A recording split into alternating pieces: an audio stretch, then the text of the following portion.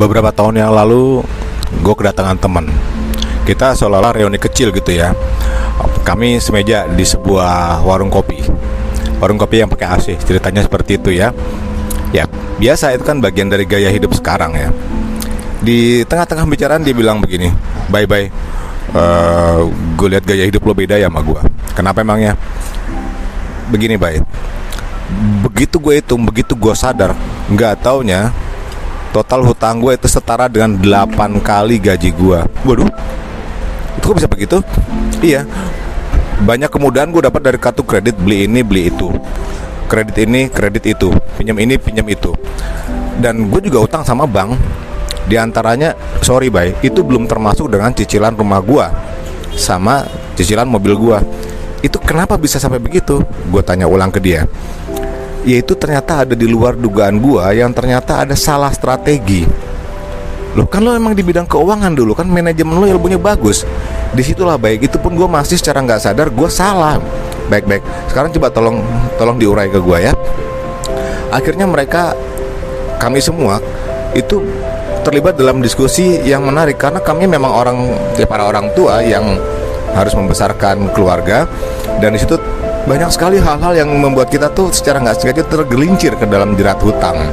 Saya nggak tahu bagaimana dengan Anda, tapi ini adalah menurut kami di meja itu adalah ya, ini kejadian yang umum, yang real. Dan mari kita ungkap perlahan-lahan ya. Judulnya adalah Bebas Hutang adalah Kemerdekaan Kecil. Ini judul rekaman ini. Baik, kita akan mulai. Kalau kita misalkan secara sadar memang melihat kebutuhan setiap hari selalu ada. Kita juga punya pemasukan yang kita pun tahu. Ada yang pemasukan yang sifatnya rutin, ada yang sifatnya memang dadakan, atau memang ya kita memang bukan karyawan, artinya bisnis. Setiap saat bisnis bisa up and down ya. Lalu kita urai, apakah saat ini Anda memang memiliki hutang atau tidak? Kalau Anda tidak memiliki hutang, berarti Anda tidak perlu mendengarkan rekaman ini. Kalau Anda memang ada jerat hutang dan terlibat hutang di situ, coba kita pelajari pelan-pelan ya. Apa sih maksudnya bebas hutang adalah kemerdekaan kecil? Nah, di akhir sesi itu, pada saat kami ada di warung kopi tadi ya, ternyata bener bay, gue lihat gaya hidup lo emang beda. Definisinya beda kemana? Karena ya saya memang gak malu-malu kemana-mana, saya emang naik motor. Jadi lebih cepat juga, lebih hemat biaya, tapi nggak gengsi gitu loh, nggak ngadem di mobil, nggak nikmatin musik di mobil, nggak keren lah. Tapi itulah yang saya pilih. Bukan saya membela diri, karena saya menikmati kondisi seperti itu. Di satu sisi saya melihat orang tuh naik mobil keren, mewah segala macam ya, walaupun dulu juga pernah seperti itu. Tapi ternyata mereka nggak ngelihat seperti itu lagi. Bagaimana mereka sesak napasnya tuh beda, sesak napasnya, karena mereka harus dengan kesadaran penuh. Setelah dari ini, teman saya tuh harus mempertimbangkan posisi hutang setiap saat sampai orang itu harus lunas. Banyak sih kebutuhan kita yang memang seolah-olah itu menjadi suatu kebutuhan. Saya sempat tanya sama dia, bro, lu bisa bedain gak antara kebutuhan sama keinginan? Maksudnya gimana bay? Nggak, maksudnya begini. Kita lihat dari filosofinya dulu, apa itu yang dimaksud dengan kebutuhan dan apa itu yang dimaksud dengan keinginan. Nggak ngerti gua, coba kasih bahasa yang simpel deh. Oke, gua kasih contoh yang simpel. Ceritanya begini, lu punya handphone mereknya A, boleh. RAM lu berapa? Oke, 464. Lu berapa? 6128. Oke, macem-macem ya. Si yang punya 464 RAM ini, dengan asumsi, dengan alasan kecepatan, dia harus menaikkan kapasitasnya lagi. Dia mau upgrade menjadi 6128 ya. Coba Anda cek deh, maksudnya 464 6128 itu apa deh. Dan akan bergerak terus sampai 10 ya, sampai 512 macam-macam ya gigabyte-nya. Dan akhirnya terjadi, mulailah ada keinginan. Ini baru contoh sederhana dari handphone ya. Kan tadi dia bilang mau minta contoh yang sederhana supaya nggak bikin pusing ya. Jadi kebutuhan adalah sebenarnya handphone itu diciptakan sebagai sarana komunikasi. Itu adalah kebutuhan yang real. Pada saat kebutuhan itu terpenuhi, akan meningkat kepada kebutuhan yang lebih tinggi, dan itu adalah keinginan. Dan gawatnya, keinginan itu berubah menjadi kebutuhan karena dianggap urgent ya. Dan disitulah mulai jebakan-jebakan kecil timbul. Sebagai contoh, hal itu bisa terjadi pada kendaraan. Naik peringkatnya, cc-nya bertambah, mereknya berbeda, sampai akhirnya tidak bisa lagi membedakan antara kebutuhan dan keinginan. Semua dimasukin dalam posisi kebutuhan, padahal itu keinginan ya. Ada lagi contohnya, pada saat kita makan di tempat biasa, tiba-tiba kita harus entertain orang dari unsur kepantasan. Ya benar, kita tidak bisa menghindarkan itu. Entertainlah di tempat yang pantas, karena kita juga punya kelas yang khusus. Apalagi kita adalah identik dengan brandnya dari sebuah perusahaan, brand dari sebuah produk yang kita wakili. Baik, kita dibedakan itu. Lalu di mana letak dan peranan dari kartu kredit? Teman saya itu kaget pada saat secara nggak sengaja dengan mudahnya dia ambil di ATM ya dengan kartu kredit, dia lupa bahwa beda. Kartu kredit itu alat untuk menunda pembayaran, itu definisi saya, terutama yang kondisinya kritis darurat. Alat untuk menunda pembayaran, bukan berarti segalanya bisa dibeli dengan mudah melalui kredit card. Kita tahu bunga kredit card itu berbeda dengan bunga biasa. Itu sebabnya kalau Anda ke bank itu bunga macam-macam. Ada bunga untuk konsumtif, ada bunga untuk ini, ada bunga untuk itu, segala macam. Rate-nya beda-beda. Dan kebutuhan kita jelas akan dipermudah dengan slogan-slogan atau brosur-brosur di tempat lain. Dapatkan cashback lah, contoh seperti itu ya. Pembayaran mundur 30 hari tetap 0%, contoh. It's okay. Dan itu adalah hanya contoh bagaimana sebenarnya kita harus jeli membedakan antara kebutuhan dengan keinginan. Saya ulangin lagi, teman saya nggak bisa definisikan lagi. Oh, itu yang dimaksud kebutuhan. Iya, kebutuhan adalah yang benar-benar hakiki. Kebutuhan lo apa? Let's say misalkan makan bersama putra-putri keluarga. Kita tahu income kita berapa, dana di kantong berapa, preparation kita berapa, kartu kreditnya ya limitnya kan kita tahu. Kita tinggal milih. Kita benar suatu saat ingin memanjakan. Bahasanya saja udah ingin memanjakan, berarti ada suatu keinginan. Kecuali kalau dirubah, saya butuh memanjakan, itu udah berbeda lagi. Ini bukan hanya masalah kata ya. Pada saat keinginan berarti kita ingin mempunyai suatu hal yang sifatnya lebih dari yang biasanya. Kalau kebutuhan tuh reguler sifatnya ya.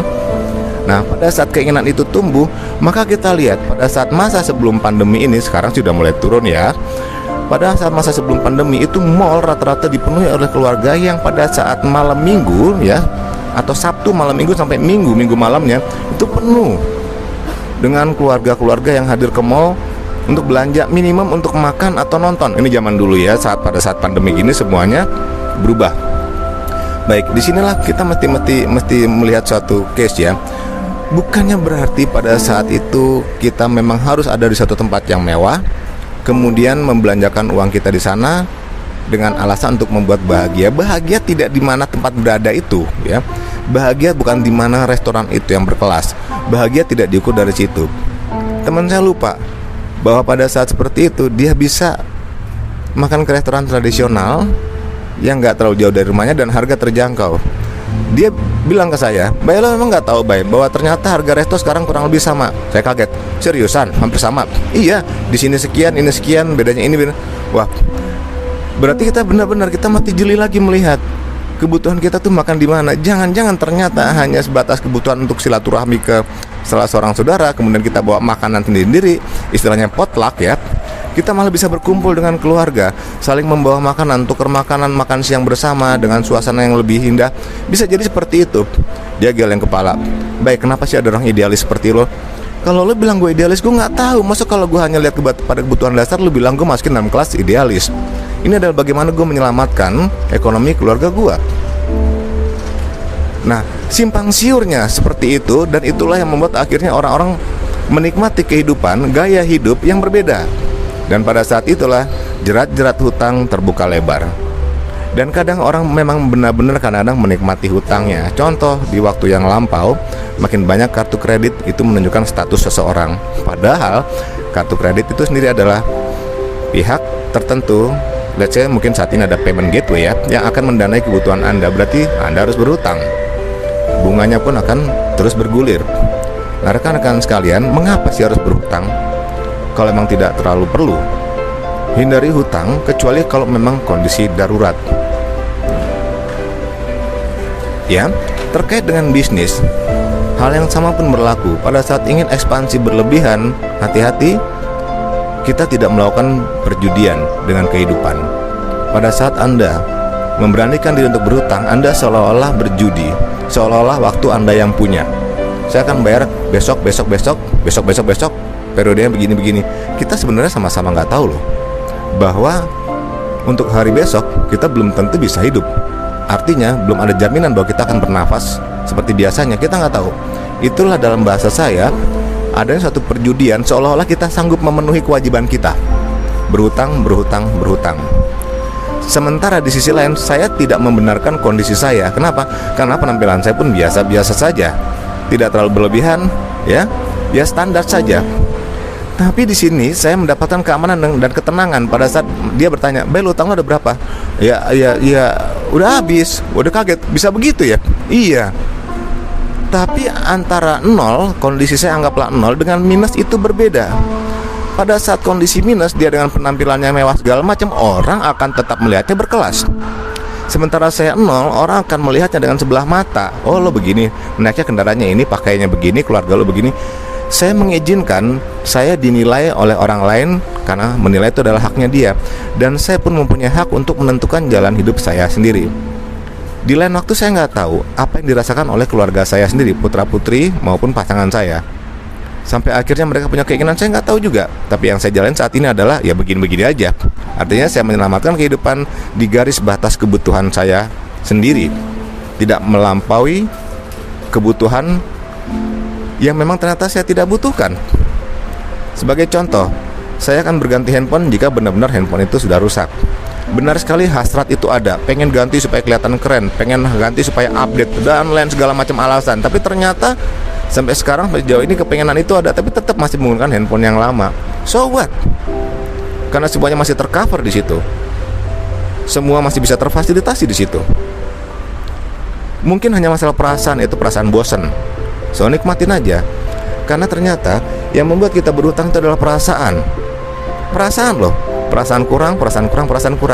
Dan kalau kita lebih dalam lagi, disitulah adanya hasrat ingin lebih, hasrat ingin dilihat orang, ingin tampil, ingin mencapai kesuksesan, ingin lebih banyak dibanding yang lain. Itu adalah suatu keinginan sebenarnya yang melampaui kebutuhan itu sendiri. Teman saya menjawab lagi, "Baik, kalau gue ikutin gaya hidup lo, gue bakal miskin." Oh ya? Itu persepsi.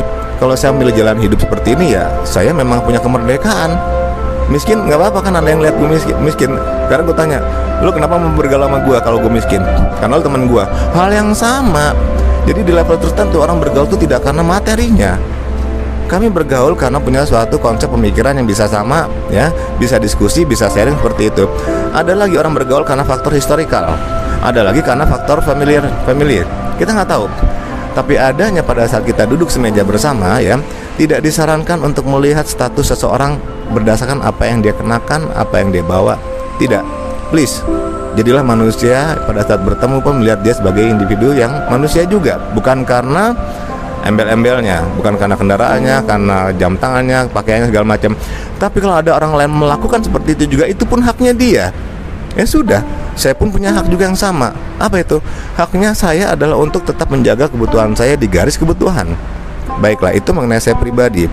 Lalu kenapa saya sebutkan bahwa hutang tadi bagaikan judi? Ya karena hari esok kita nggak tahu. Hari esok bukan milik kita. Hari esok masih suatu misteri.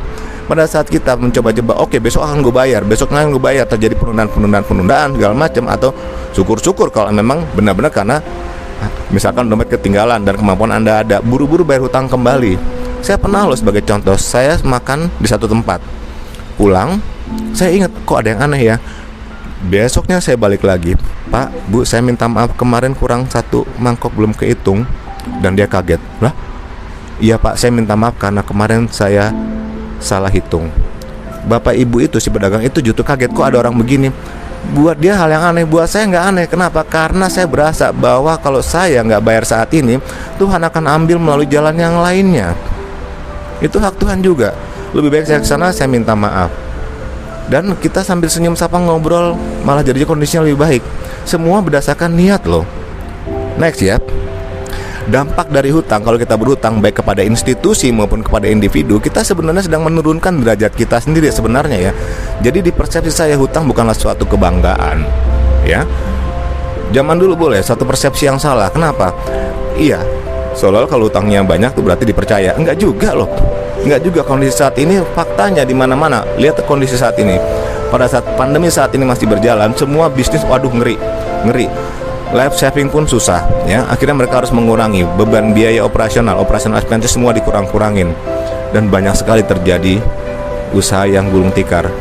Ini saya buat ini di akhir Juli loh, tahun 2021. Sementara masih secara global dampak pandemi itu luar biasa karena virus corona. Di mana saja sih yang terdampak saat ini terdampak hutang? Hampir semuanya. Hutang meliputi hampir semua orang, mengikat hampir semua orang. Bahkan negara pun berhutang. Lucunya pada saat seorang bayi dalam kandungan dia udah dihitung berhutang. Aneh, itu kalau hitungan globalnya seperti apa. Dan di sini kita tidak menyarankan Anda untuk melihat yang lebih jauh karena jadi memusingkan. Saat ini kita hanya berkaca kepada kehidupan masing-masing. Jika benar-benar Anda berhutang, ya, cobalah pelan-pelan ya. Kita coba untuk melunasi dengan tata cara yang memang tidak menyalahi aturan. Kapan? Baiknya kapan? Nah, menurut Anda kapan kalau membayar hutang? Pada saat Anda punya keinginan untuk menunda lagi, saya bertanya, emangnya Anda punya pemilik waktu? Ingat, waktu bukan milik Anda. Jadi bagaimana caranya? Ya kalau pada saat Anda berhutang Anda cepat mintanya, pada saat ditagih Anda susah. Itulah kata-kata kalau ada di situ. Ya, itu nggak fair buat si pemberi hutang pada Anda. Udah terlalu banyak kok. Kita banyak kasus kok. Pada saat orang berhutang, memohon-mohonnya seperti apa, memelasnya seperti apa, terus memintanya seperti apa. Benar-benar satu seolah-olah lu tolong gua. Di sisi lain pada saat kita nagih, itu pun si penagih hutang, si pemilik uang sebenarnya itu dalam posisi kasihan. Jadi seolah-olah dia yang berhutang, nagih sana, nagih terus. Kita lihat kok di beberapa media hal cerita negatif bahwa akhirnya seolah-olah yang memberikan hutang itu jadi yang berhutang. Jadi dia yang nagih. Fine. Akhirnya pada saat seseorang menyerahkan itu kepada Tuhan, orang tersebut ikhlas, maka Tuhan akan punya kehendak terhadap orang itu sendiri. Kita nggak tahu bagaimana ceritanya. Itu maksud saya, itu adalah urusan Tuhan sendiri kepada Anda, kepada alam ya, kepada setiap kita. Di sini yang saya maksudkan, pada saat Anda ingin berhutang, urgensi yang Anda bawa tolong diselesaikan juga. Diberikan juga hal yang sama. Begitu selesai ada utangnya, ada uang untuk bayar hutang, segera lunasin supaya hubungan baik terjaga. Setidaknya tidak dibawa sampai ke keluarga. Kan nggak bagus kalau pada saat Anda lewat tiba-tiba tuh orang itu tuh punya hutang sama gua misalkan ya. Beda lagi kalau hutang pada institusi. Kita pada saat kita berhutang pada institusi, lihat si perbankan itu masuk ke sistem, dia akan menggulung roll over terus menerus. Compound interest berbunga kembali. Saran saya kalau sudah benar-benar masuk ke situ, ajukan diri deh ke bank. Goodwill-nya Anda sampaikan. Lalu perlahan-lahan pasti bank juga mempunyai goodwill juga. Ada keringanan-keringanan apa yang bisa dihandle bersama. Hati-hati, terlebih pada saat Anda menggadaikan atau membuat aset Anda sebagai dasar hutang, Anda harus lunasi buru-buru. Kalau enggak ya konsekuensinya aset tadi menjadi milik bank setelah proses lelang segala macam ya. Saran saya, lunasi perlahan-lahan, datang dulu ke institusinya. Sampaikan niat baik Anda untuk melunasi dan mintalah kemudahan. Oke, itu bagian dari how to-nya ya. Kalau ke institusi, how to bagaimana kalau ke individu? Kepada orang yang kenal Anda sampaikan. Tetap silaturahmi. Sampaikan, saya sampai saat ini belum bisa melunasi, adanya sekian. Itulah bagian dari goodwill-nya. Bukan berarti Anda diam-diam aja, kemudian pura-pura nggak tahu. Padahal pada saat Anda ingin berhutang, Anda ngototnya minta ampun. Segala macam alasan dikeluarkan, nggak fair itu. Jadi kalau Anda berhutang kepada seseorang, kepada yang sifatnya individu, datangi dia, minimal komunikasi, sampaikan kondisi Anda yang saat ini seperti apa. Jelaskan. Kita nanti akan ketemu antara humanisme ya, antara manusia dengan manusia sebagai makhluk sosial. Disitulah ada satu kebijaksanaan khusus. Ucapkan terima kasih jika diberi keringanan waktu. Dan tetap penuhi komitmennya, lunasi sedikit demi sedikit.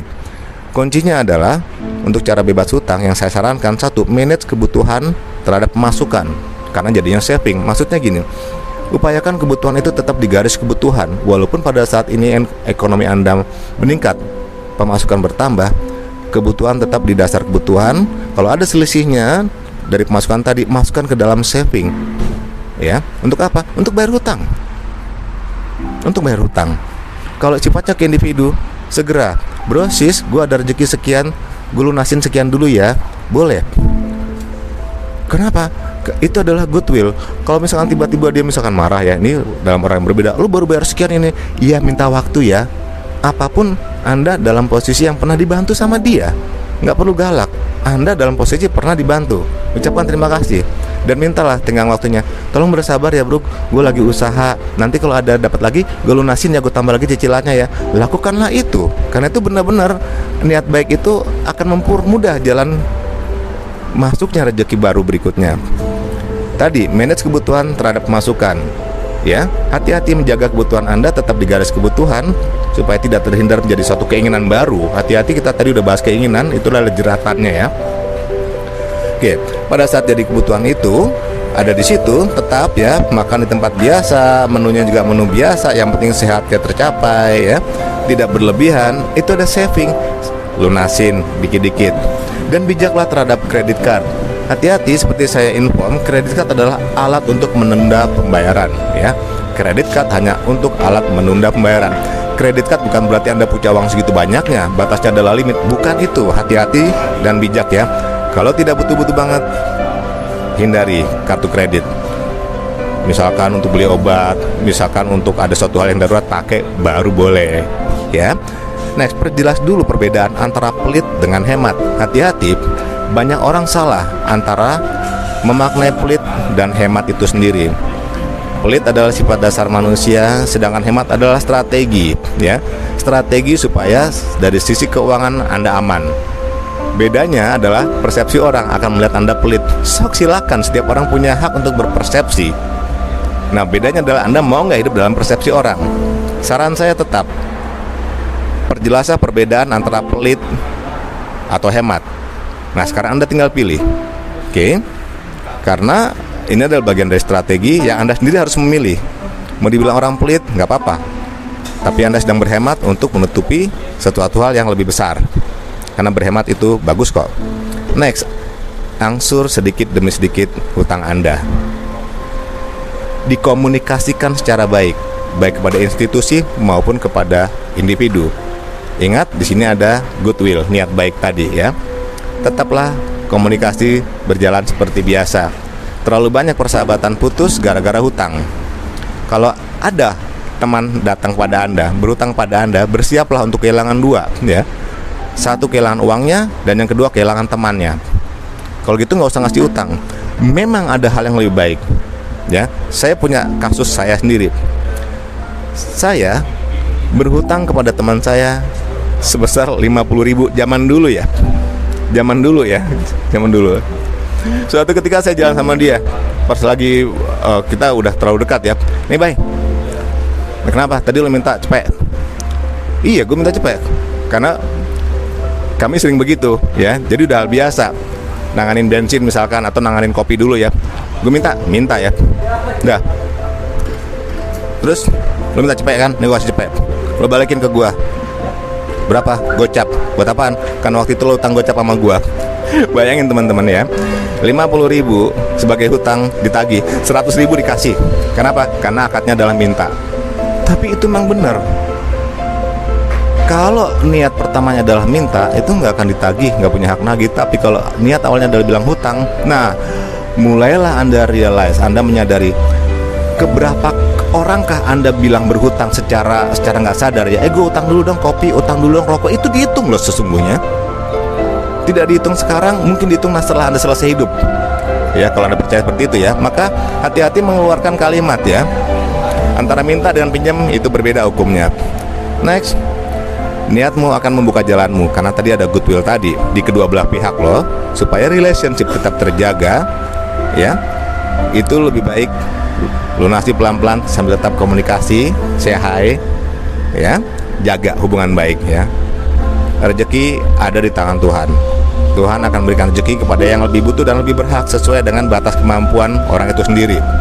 Itu urusan Tuhan, bagaimana kepada Anda. Yang saya maksudkan adalah niat keduanya akan membuka jalan. Contohnya gini, bro tolong bantu doa ya supaya usaha gue lebih lancar untuk bisa nyicil utang. Jawabannya pasti bagus. Kenapa? Ya itulah niat baik tadi. Dan dari saya adalah nikmati kemerdekaan kecil dengan hidup tanpa utang. Ini benar-benar saya alami. Nikmati kemerdekaan kecil dengan hidup tanpa hutang. Nafasnya juga enak, keseharian itu tuh enak ya. Nah, di solusi akhir kawan-kawan ya, di solusi akhir ini saya tidak bicara bisnis tapi ini real ya. Kalau Anda memang sudah masuk dalam jerat hutang, baik kepada institusi maupun kepada individu, saya punya satu solusi jitu. Anda hitung kira-kira berapa tahun hutang Anda, let's say 2 atau 3 tahun. Maka belilah asuransi ya. General insurance bisa, life insurance bisa untuk memproteksi jumlah hutang Anda. Sehingga jika suatu sebab tertentu Anda tidak bisa melanjutkan kehidupan, maka uang itu tidak akan dipakai untuk menarik aset yang Anda sangkutkan ke bank ya.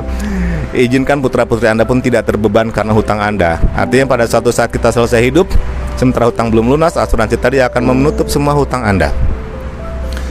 Di kartu kredit ada istilahnya credit shield. Jadi untuk memperisai si pemilik hutang, terutama dengan life-nya, life insurance-nya. Saran saya seperti itu. Nggak ada salahnya kalau menurut saya, kalau niatnya baik untuk memprotek hutang Anda ya, belilah asuransi yang seharga hutang Anda untuk menutup supaya tidak terjadi penarikan aset pada saat Anda meninggal. Setidaknya hutang itu tidak dibebankan pada keluarga jika Anda meninggal terlebih dahulu. Kenapa? Karena asuransi tadi akan keluar untuk menutup hutang Anda. Nah, rekan-rekan, semoga ini bermanfaat buat Anda. Saya Bayu Murti dan silakan klik di channel saya. Kalau Anda suka, kasih like, ya Anda harus suka. Kemudian subscribe untuk dapat informasi terbaru dan bagikan ke seluruh teman Anda yang memang Anda kira ini adalah manfaat jika dia mendapatkan solusi dari rekaman ini. Saya mohon diri, selamat malam, salam sukses, salam bahagia, dan salam sehat selalu dari Bayu Murti.